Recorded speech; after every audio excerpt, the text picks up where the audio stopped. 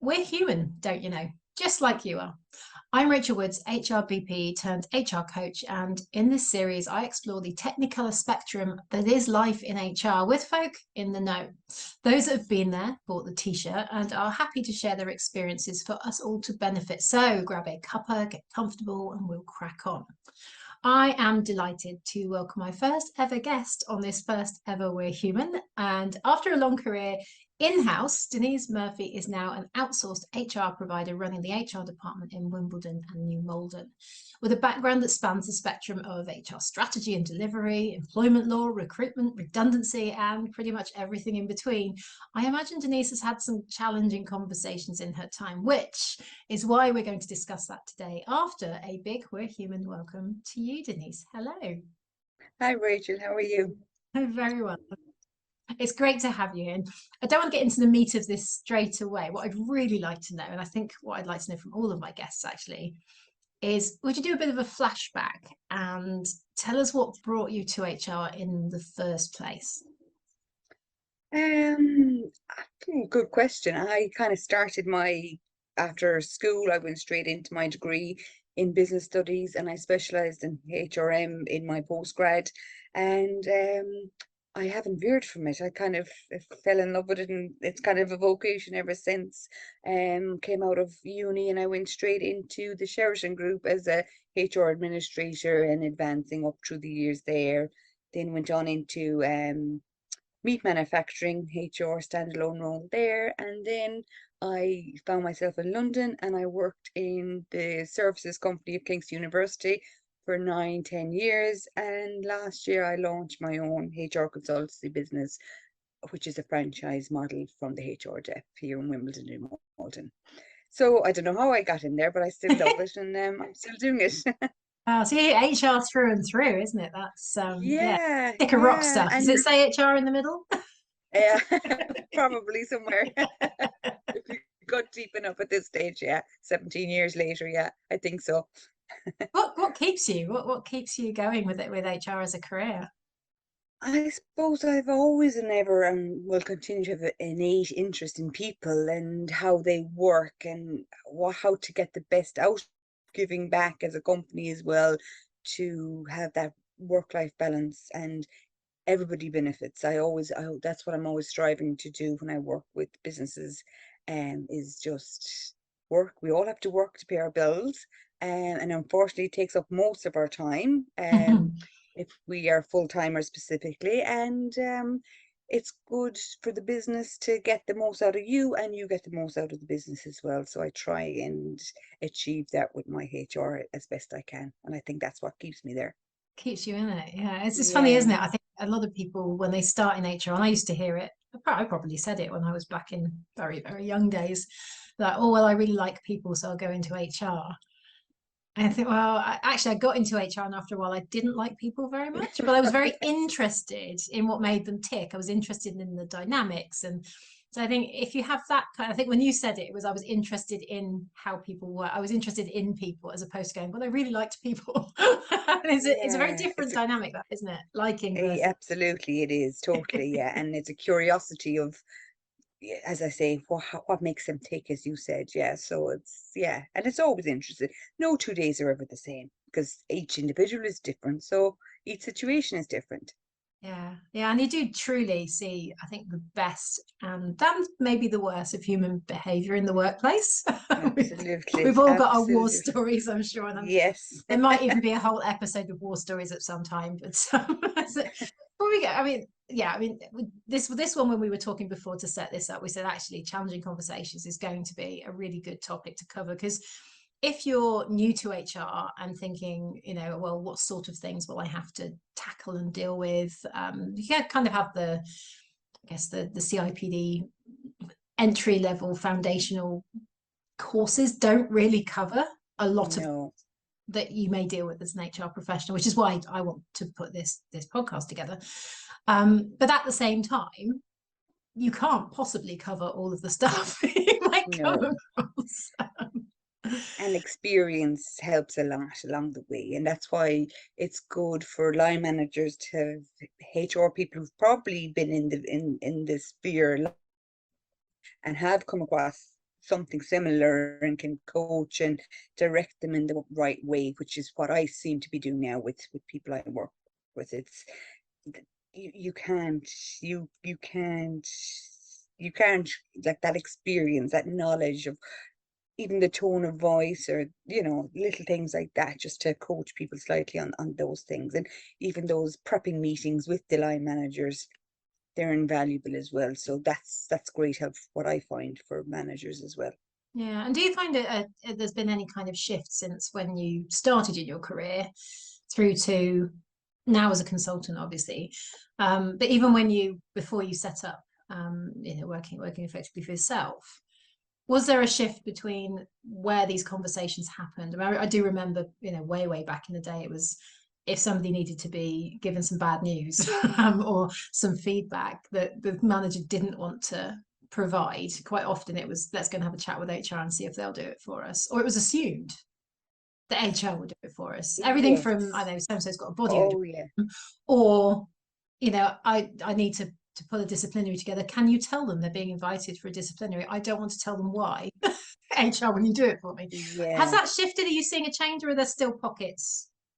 N- n- not as far as I'd like to have shifted, because I think they think HR, it's better to come from it. That I get this a lot. It'll come better from HR, and I'm like, no, it doesn't. It's better if you deal with it and you set the scene, because it's that trust and confidence in they have in their manager, and it actually benefits the manager, whereas the manager just wants to still walk away from it and try and ignore the situation and think HR can deal with it.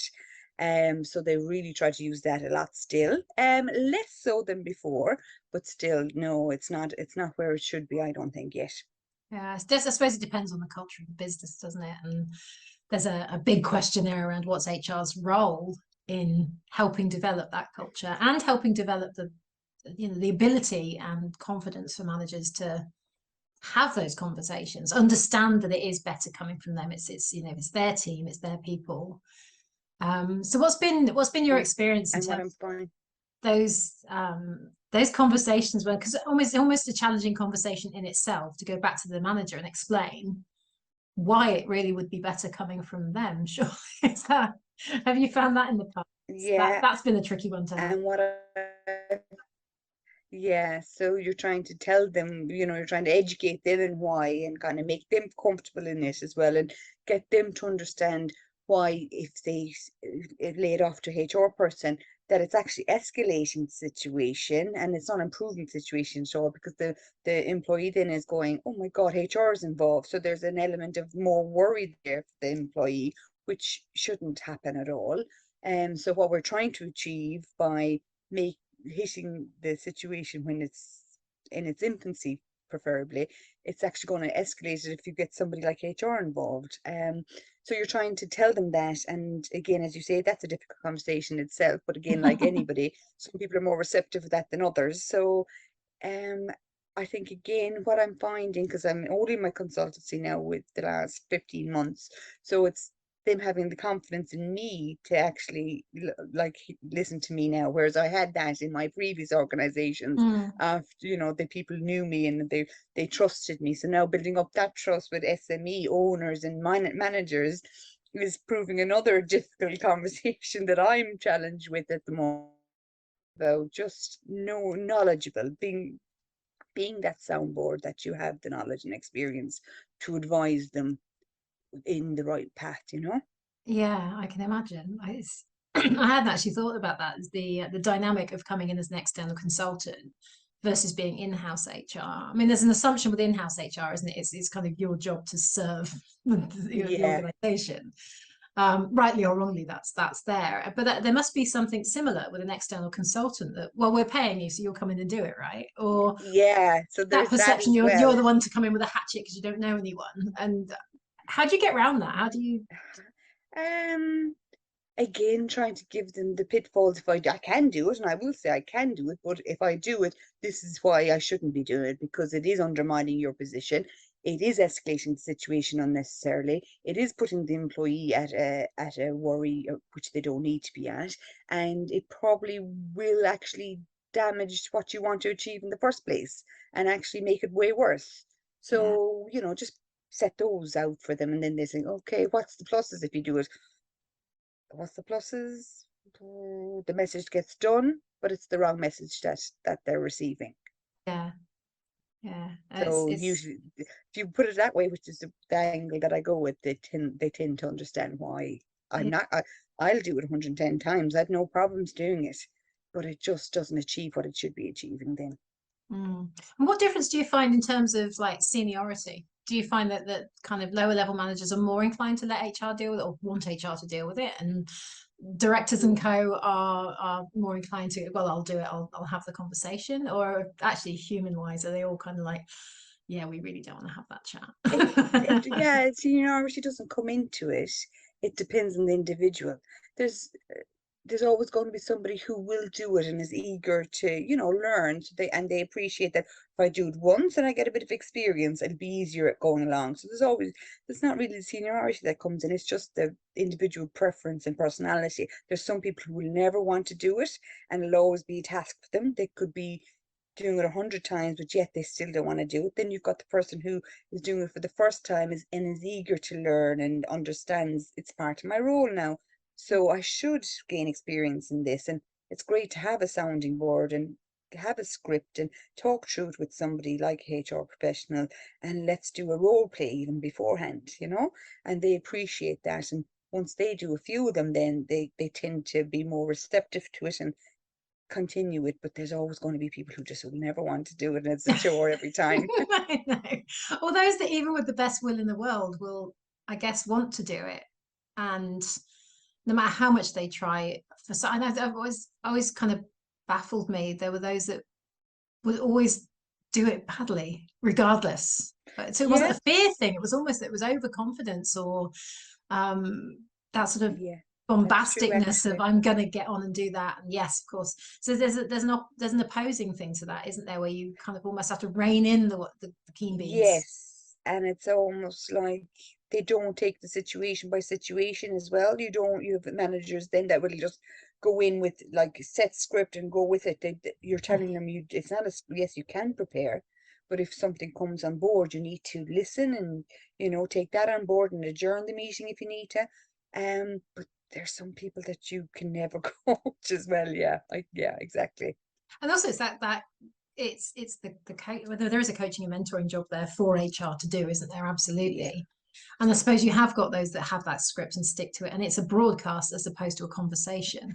Yeah, so they're not, again, the delivery isn't what you want it to be, and the outcome definitely isn't going to be achieved yeah, Yeah. and it's human nature, I suppose. Some people just, I don't know, I don't know, is it a lack of understanding or a lack of will to understand? I'm not sure. I haven't actually decided on that yet. I'm not sure. I just don't know. There's I'm just sure that something. differs.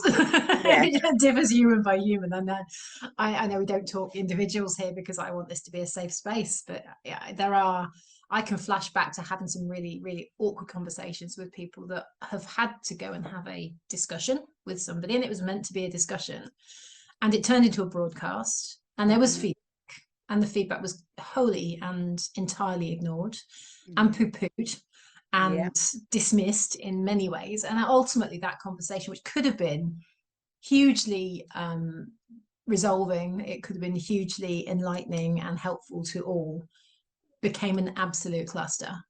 yeah.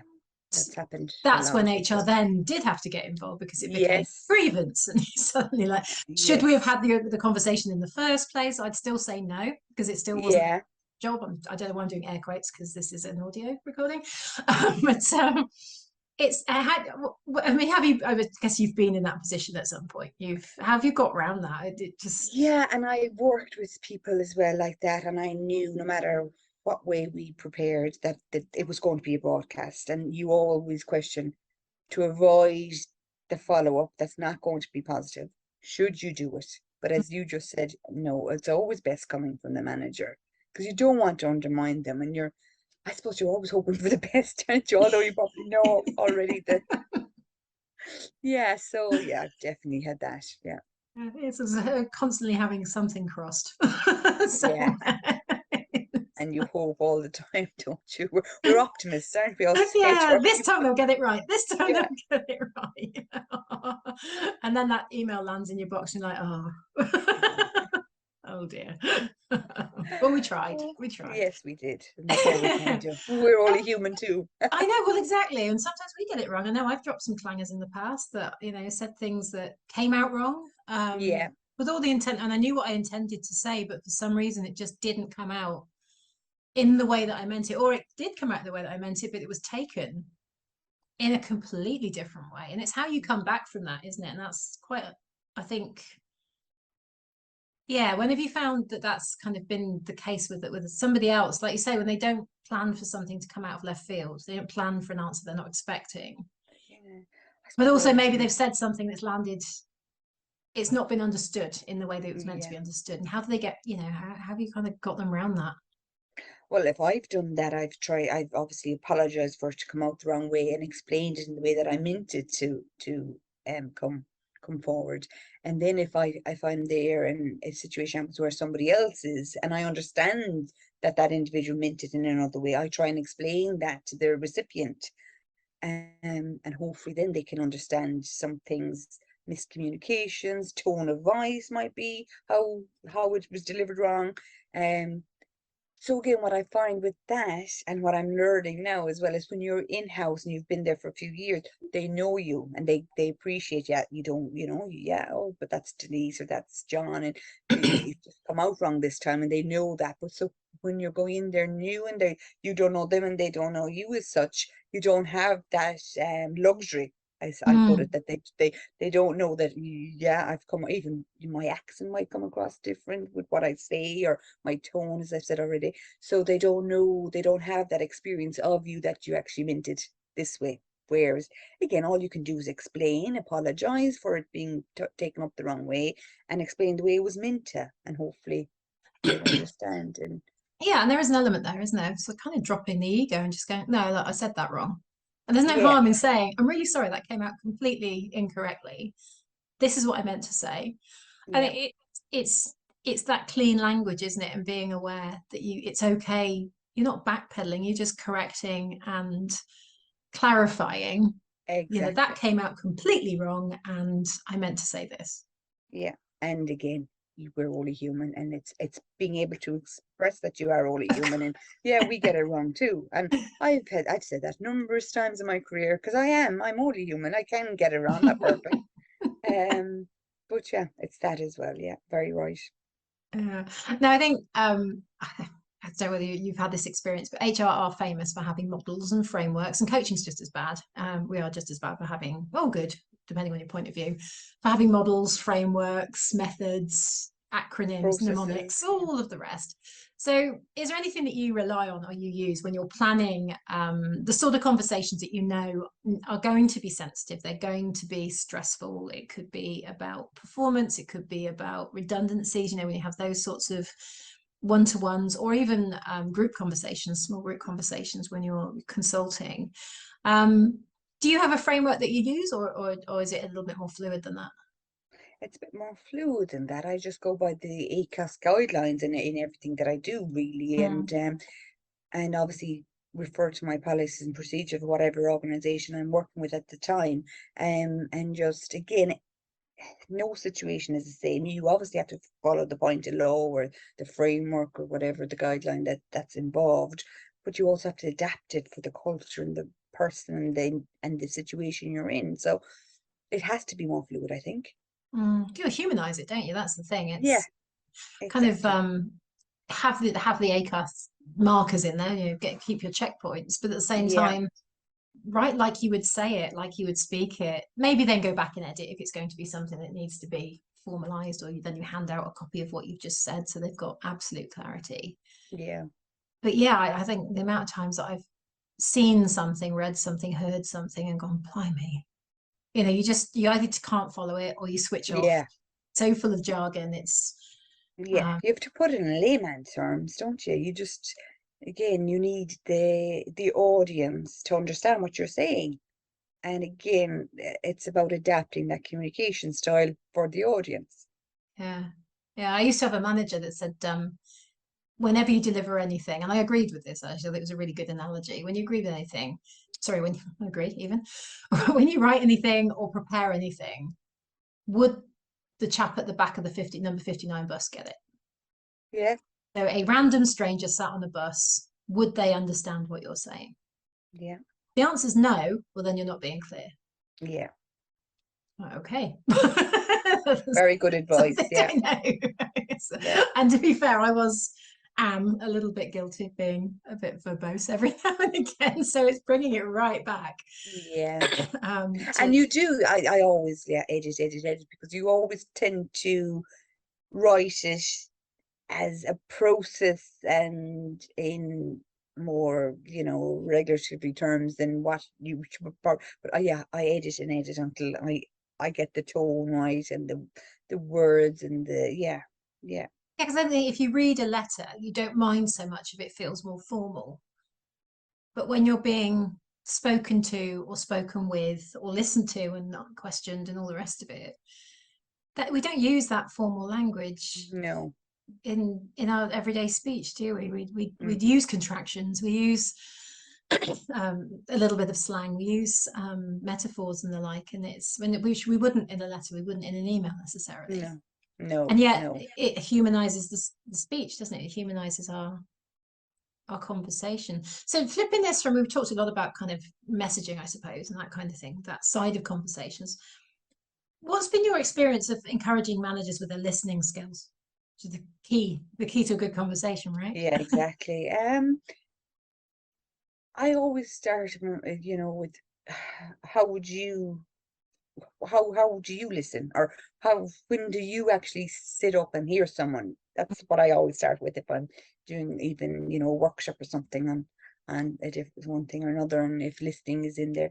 And so I get their feedback and, try to tell them, yes, you put your point across, but you need to listen for what's coming across back to you as well. And you've two ears and one mouth for a reason. Yeah, I like that one. And I do like just that one. always remember that ratio. Um, and yeah, that's what I try and tell them, and trying to, explain to them why it is important to listen and to shut up at times too.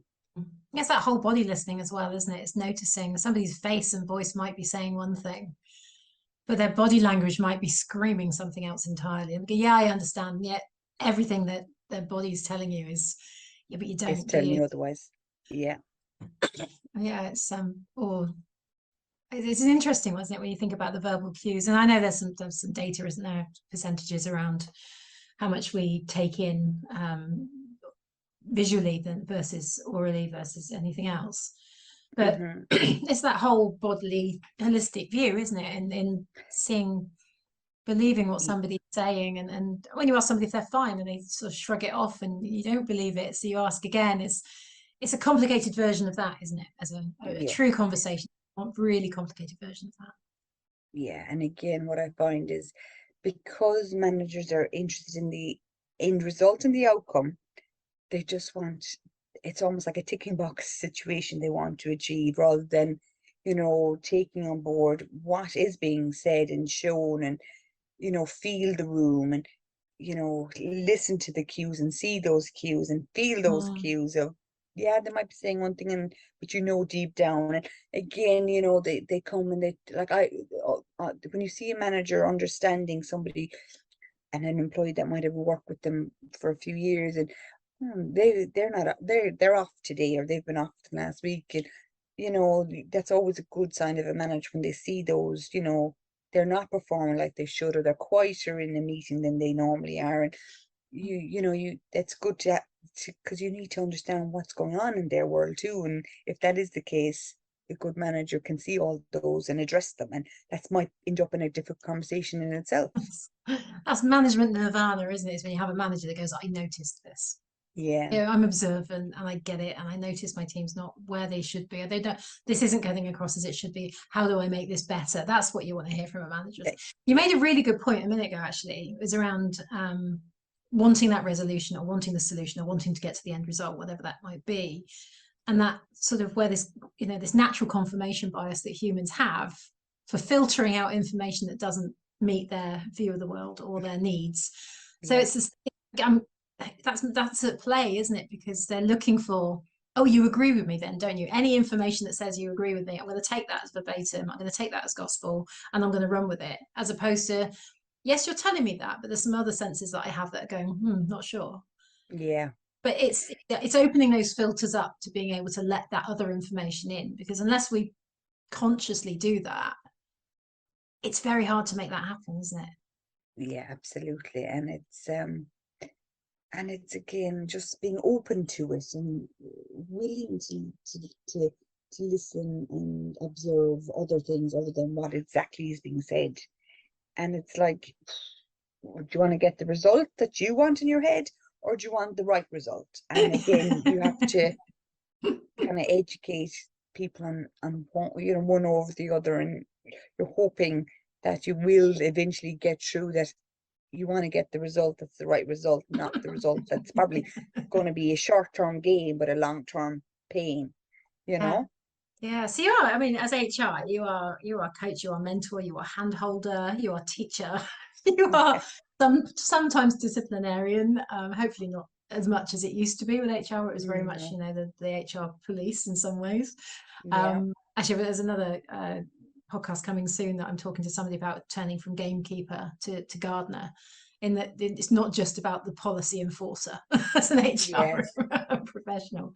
I wanted to ask you actually a question I wrote down, because I thought this would be a really nice one to kind of close off with as well, around thinking of the types of conversations most encountered that HR professionals have to have, that it's appropriate maybe for HR professionals to have.